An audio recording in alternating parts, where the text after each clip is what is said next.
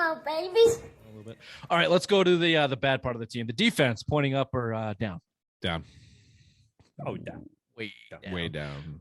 Let's start with the defensive line and work our way out, shall we? Outside of Christian Barmore, I'll give you Lawrence Guy a little bit. No, And- bye-bye. But you're Well, stuck they're with him. signed. This is the problem with Yeah. your defensive line. They're all signed. They're all signed, and they're all coming back. Wise is signed to a 4-year deal. Guy is signed to a 4-year deal. Godchow signed to a 3-year deal. Hunter's got 1 year left. Judon's on a massive fucking deal. If you want to put him on the D line, they're all signed, every single one of them. So they better get better. They're not going to address the defensive line in free agency. I'll tell you that. They're not going to pay anybody else. But the arrow's down. Actually, I take it back. We'll send them a copy of this. The defensive line as a whole is up because of Judon, and the other reason is Christian Barmore. That was a gutsy. He was out there, and he got caught.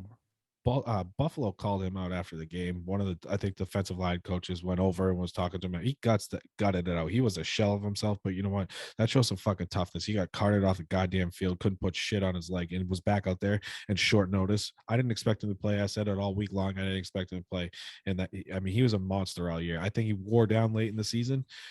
Truthfully, playing a long schedule, but expect him to come back as a fucking vengeance next year. Yeah, so I have him going a little that position going up. Look, Lawrence Guy started real slow and didn't have a great year, but he had some spots in there. Everybody else and Matthew Judon, you just have to expect him to get back to elite level, and he has to be elite. If he's elite and Barmore is what he was, then you're okay there. But that's a slim margin. So arrow down. Linebacker, we talked a lot about the linebacker, but yeah, of course, arrow is down. Cornerback, same thing, down. Let me give you some linebackers that are coming back. Bill, I think you said Vinoy was gone, but he's got a year left. They could cut him. I don't think they owe him a lot guaranteed. Isn't Miami paying him? Yeah, but he has a deal. He has a 2-year deal with the Patriots. He's not a free agent this year. It's like $11 million. It's decent money, but yeah, I don't think the cap. Whatever, we can go back into that. But he's back. Okay, let's consider him back for now. Here's some young guys though that don't. Josh Uche, we've mentioned, but if you remember, they picked up Raekwon McMillan. I like him. I was high on him towards ACL. He re-signed too. Cameron McGrone was drafted last year with a torn ACL out of Michigan. He's fast, and people are really high on him as an inside linebacker. So those are three young. McMillan's in his mid-20s. Those are three younger speed linebackers that, to your point, Ray, you got to start giving these guys playing time. It's like watching the fucking Boston Celtics bench. They never get in there.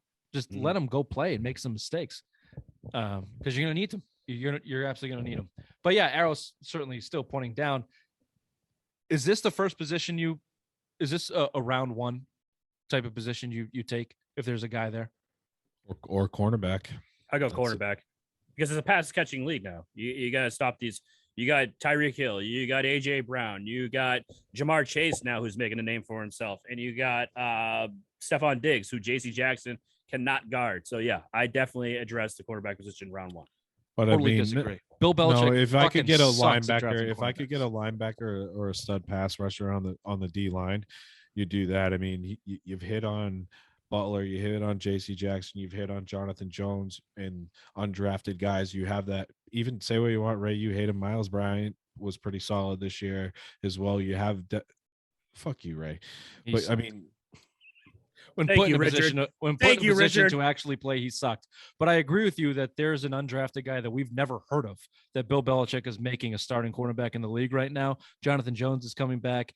I pay for my cornerbacks and draft my linebackers if you're Bill Belichick and the Patriots because which has been the MO at drafting cornerbacks.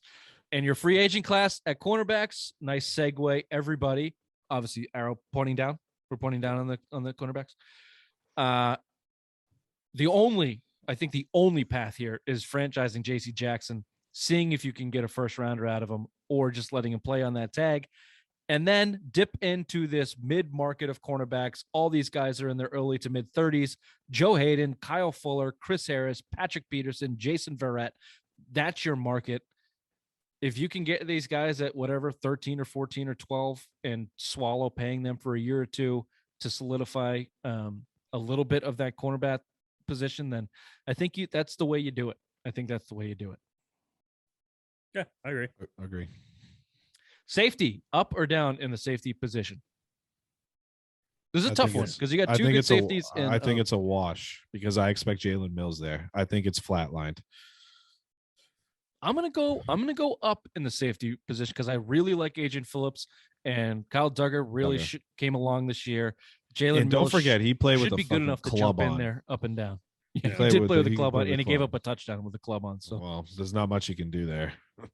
no, but yeah, he got it out. We like Duggar, we like Phillips, and Jalen Mills. Say what you want about him. We were tough on Jalen Mills to start this year, but he came around. He had the second most pass deflections on the team. He turned out to be an okay Second player. half of the season, he was shoved into a position that's We not finally his natural got role. him, Rich. We finally got got him. Yes. All it took was a him losing by 47-point 7, outburst with him not on the field for Ray to say Jalen Mills wasn't too bad.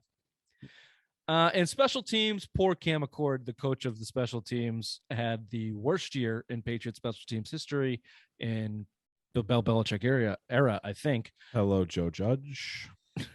No, fuck no. I'd take him back. I would take him back in a heartbeat. He won't come back. It's He a won't. perfect example. He would. I think he would come back. You think he'd come back? They all back to come special back. teams.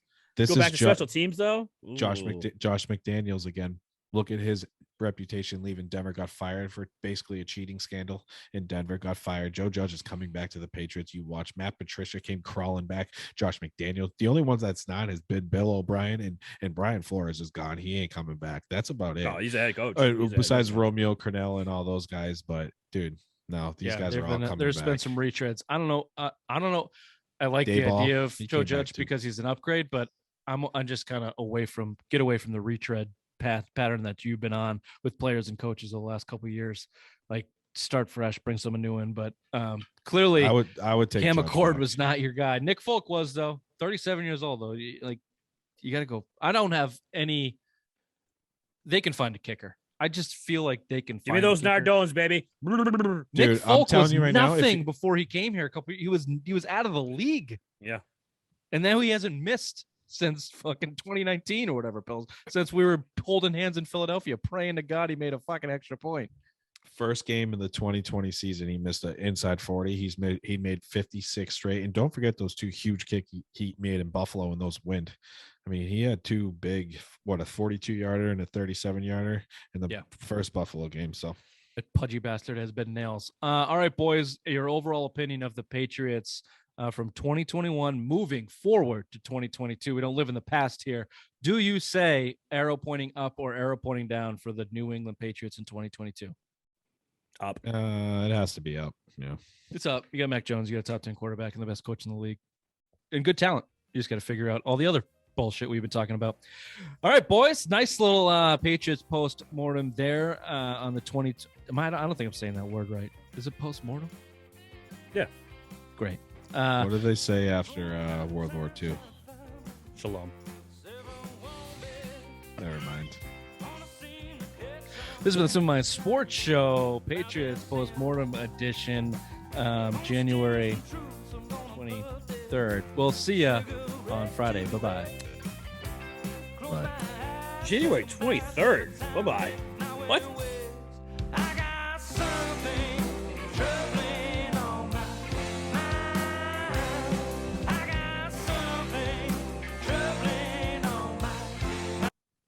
Well, it's the 19th.